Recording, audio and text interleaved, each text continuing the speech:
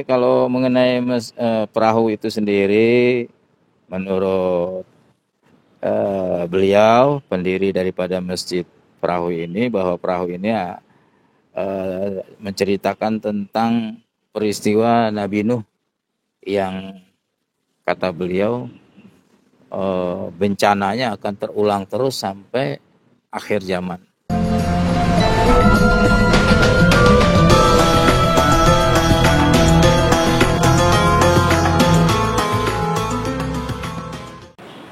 Assalamualaikum warahmatullahi wabarakatuh. Sahabat masjid yang dicintai Allah, pada video kali ini saya akan mengunjungi salah satu masjid yang berada di Jakarta Selatan, yaitu tepatnya di kawasan Kasablanka. Masjid ini sangat unik. Kenapa? Karena masjid ini mirip seperti perahu. Nah, untuk itu mari kita sahabat untuk melihat masjid yang sangat unik dan masjid yang sangat bersejarah di tengah kota, yaitu Masjid Baitur Rahman atau yang biasa disebut Masjid Perahu. Nah, sebelumnya jangan lupa like and subscribe di channel Hobi ke Masjid. Mari kita langsung saja menuju lokasi.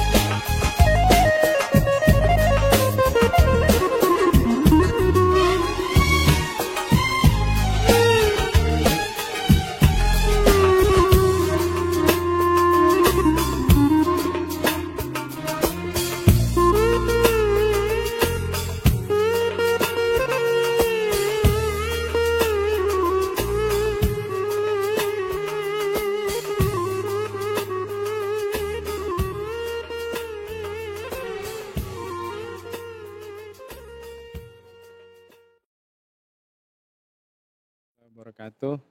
Oke, sahabat masjid, saat ini saya sudah berada di lokasi Masjid Baitur Rahman atau Masjid Perahu. Alhamdulillah, kita sapa dulu salah satu seorang pengurus Masjid Baitur Rahman, yaitu Ustadz Yono. Assalamualaikum, Ustadz Yono. Apa kabarnya Pak Ustadz? Alhamdulillah sehat. Terima kasih Pak Ustadz udah bisa hadir di channel Hobi ke Masjid. Sebelumnya saya ingin tanya nih Pak Ustadz, bisa diceritakan sedikit tentang Masjid Baitur Rahman atau Masjid Perahu Pak Ustadz? Masjid ini bernama Masjid Agung Al-Munada Darussalam Baitur Rahman atau Masjid Perahu ya. Berdiri tahun 1963 oleh pendirinya yaitu Bapak Kiai Abdurrahman Maksum. Itu aja kalau mengenai berdirinya dan nama masjidnya dan pendirinya. Selanjutnya Disebut Masjid Perahu, gimana tuh Ustadz ceritanya? Masjid Perahu ada sebagian yang inspirasinya itu mengenai peristiwa Nabi Nuh. Kata pendiri yaitu beliau bahwa peristiwa Nabi Nuh itu akan diulang terus sampai akhir zaman. Jadi disimboliskan berbentuk perahu yang itu salah satunya mengenai peristiwa Nabi Nuh. Jadi agar umat masyarakat teringat peristiwa Nabi Nuh, bahwa Nabi Nuh menyelamatkan umatnya melalui bahtera perahu besar Ustaz ya. Peruntukannya untuk tempat duduk, tempat mandi, dan ada satu tempat ruangan yang untuk berkholwat, dan ruangan satu lagi di atas untuk rapat pengurus lah, atau pertemuan pengurus, istirahat pengurus, itu aja. Nanti bisa kita lihat Ustaz ya di sana. Kita ke dalam yuk.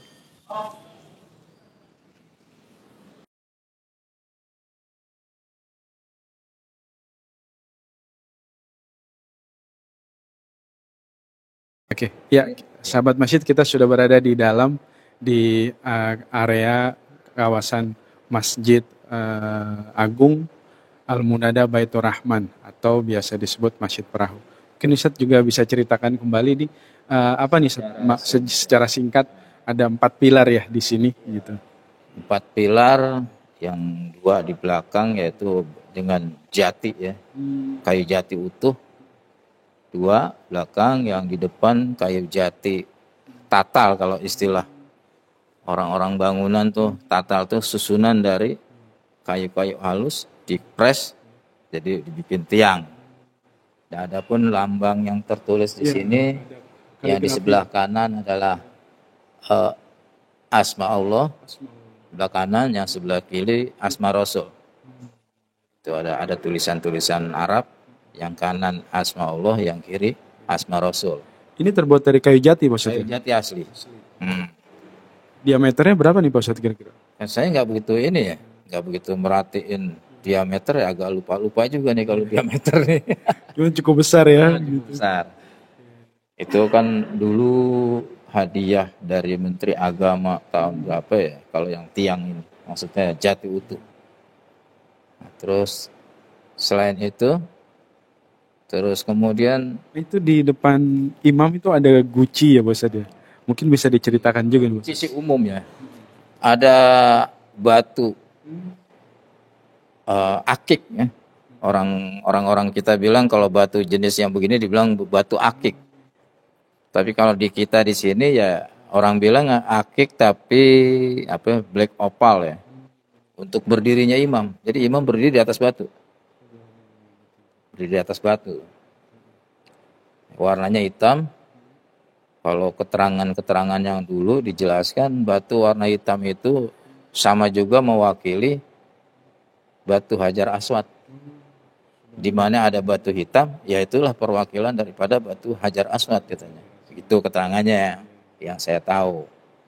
Itu yang kita tahu, yang ada di ruangan ini aja ya. Kalau di depan mimbar nih ada batu juga nih. Ya hiasan sih sifatnya. Hiasan, karena kebetulan memang beliau suka dengan batu-batu. Tapi kalau dilihat dari dalilnya banyak kalau di hadis. Kalau di Quran ada surat Ar-Rahman ayat surat Ar-Rahman ayat 58 atau 55, diantaranya 55 dan 58 itu mengenai soal batu di surat Ar-Rahman. Ini beliau koleksi batu-batuan, dasar hukumnya ada di surat Ar-Rahman ayat 55-58 Ar-Rahman mengenai tentang batu. Jadi dikoleksi. Kebetulan memang salah satu wisata ya. Kalau di Pemda itu dinyatakan masih wilayah wisata di masjid ini. Nah, itu karena banyak keunikan di masjid ini batu-batunya ya Ustaz. Keunikan batu-batunya seperti yang tadi saya bilang, di pengimaman ada salah satu batu untuk berdirinya imam.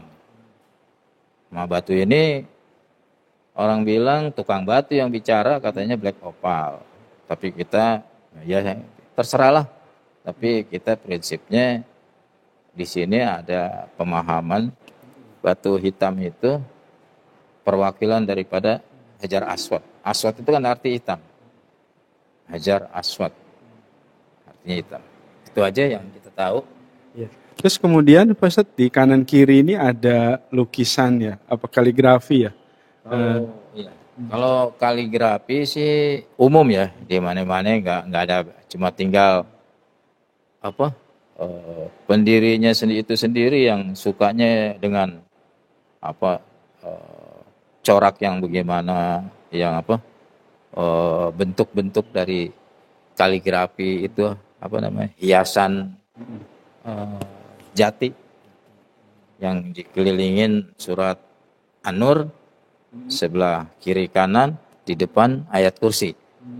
Seperti halnya di pengimaman yaitu ayat kursi di mimbar surat An-Nur. Saya lupa ayatnya, tapi saya hafal, tapi walaupun lupa tapi hafal malah. Suratnya hafal tapi lupa namanya, ayatnya. Itu surat An-Nur di mimbar di mimbar surat ayat kursi Al-Baqarah, di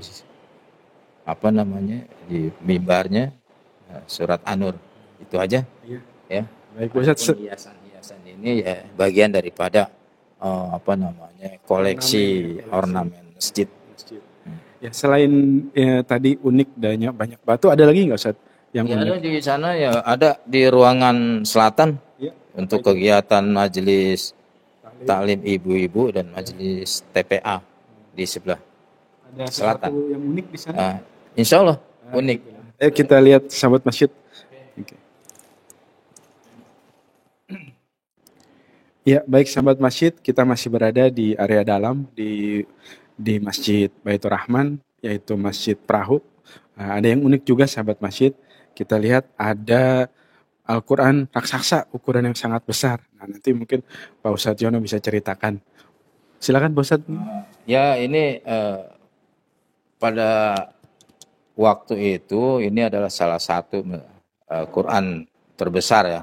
Kalau sekarang kan udah berlomba-lomba bikin Quran besar-besaran ya. Waktu saat itu ini termasuk salah satu Quran terbesar. Itu penulisnya yaitu Haji Amir Hamzah Zaman.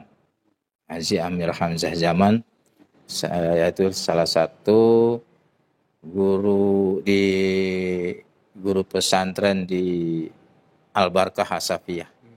Beliau penulisnya. Memang beliau mukim di sini lama. Itu aja yang mengenai Quran. Kebetulan sekali kan memang dikunci lah gitu, nggak bisa dibuka ya. Nah, dikelilingi oleh beberapa hiasan batu akik, terutama lebih mendominasi ya, mendominasi batu-batu akik. Selebihnya ada beberapa batu yang cukup bagus lah. Ada jamrud, ada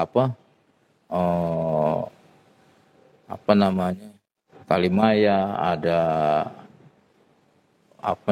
batu Kalimantan yang ungu, batu kacang. Ya, diantaranya. Terus kemudian batu yang ungu juga termasuk beberapa batu ini. Ya, hiasan dari bagian daripada hiasan masjid. Itu aja. Ini Al-Qur'annya dari kayu Pak Ustadz ya? Enggak. Dari biasa dari kertas. Semua kan lembaran kertas yang memang kertasnya yang anti air, anti minyak. Itu aja. Yang ini bagian daripada koleksi Masjid Perahu. Bagian dari koleksi Masjid Perahu. Berapa kira-kira Pak Ustadz ukurannya masjid ini? Ukurannya. Ukuran lebar 1 meter berapa ya? 1 meter 20. Panjangnya 2 meter. Ya, segitu kira-kira. Ya, baik sahabat masjid. Jadi di Masjid Baitur Rahman ini atau Masjid Perahu terdapat koleksi ada Al-Quran raksasa pada saat zamannya atau pada saat itu. Nah, ini kita bisa dilihat Al-Quran yang ukuran cukup besar dan dikelilingi oleh koleksi batu-batu. Jadi memang masjid ini sangat unik. Kenapa? Karena banyak batu di Masjid Baitur Rahman atau Masjid Perahu ini. Jadi kalau para pecinta batu pastinya mungkin sudah hafal ya batu-batu apa saja yang berada di Masjid Baitur Rahman atau Masjid Perahu ini. Baik, selanjutnya mungkin Pak Ustadz kita ke area perahu ya. Ya. Oke, saat ini sahabat masjid saya berada persis di depan perahu yang melambangkan peristiwa Nabi Nuh yang berada di Masjid Baitur Rahman atau Masjid Perahu. Nah, untuk itu mungkin Pak Ustadz juga bisa bantu ceritakan ini posisi perahunya kenapa ada di sebelah ya kanan ya, sebelah kanan di posisi masjid dan dijadikan tempat wudhu. Kalau tidak salah. Silakan Pak Ustadz. Oke, kalau mengenai perahu itu sendiri, menurut beliau pendiri daripada Masjid Perahu ini, bahwa perahu ini menceritakan tentang peristiwa Nabi Nuh yang kata beliau bencananya akan terulang terus sampai akhir zaman. Ya, adapun ruang-ruang yang ada di Masjid Perahu ini, pertama tempat wudhu, yang kedua tempat mandi, yang ketiga ada satu ruang yang disebut ruang kholwat ya, atau orang bersemedi. Kemudian di atas ada satu ruang yang dipergunakan untuk istirahat, satu kedua untuk pertemuan pengurus-pengurus masjid. Itu aja yang kita tahu. Multifungsi nih Ustaz. Multifungsi ya, buat tempat pengurus rapat, kemudian juga di bawahnya buat tempat wudhu gitu. Dan ada salah satu tempat yang memang diperuntukkan untuk berzikir lah ya. Bisa kita lihat Ustaz. Dekat dalam. Oh, dikunci. Oh ya. Baik, mungkin di kesempatan lain sahabat masjid kita bisa lihat ada posisinya di dalam perahu ini gitu. Baik sahabat masjid, demikianlah tadi pemaparan dari Masjid Bayatur Rahman, yaitu Masjid Perahu yang telah disampaikan oleh Ustadz Yono. Nah, terakhir mungkin dari Ustadz Yono ingin menyampaikan pesan untuk sahabat masjid yang berada di manapun sahabat masjid berada. Silakan Pak Ustadz Yono. Terima kasih. Dari saya pribadi atau salah satu pengurus masjid, mudah-mudahan masjid ini bermanfaat untuk masyarakat umum. Itu aja ya. Terima kasih atas kunjungannya. Semoga sukses dalam penyelenggaraan YouTube masjid. Terima kasih. Assalamualaikum warahmatullahi wabarakatuh. Waalaikumsalam warahmatullahi wabarakatuh. Terima kasih Ustadz Yono.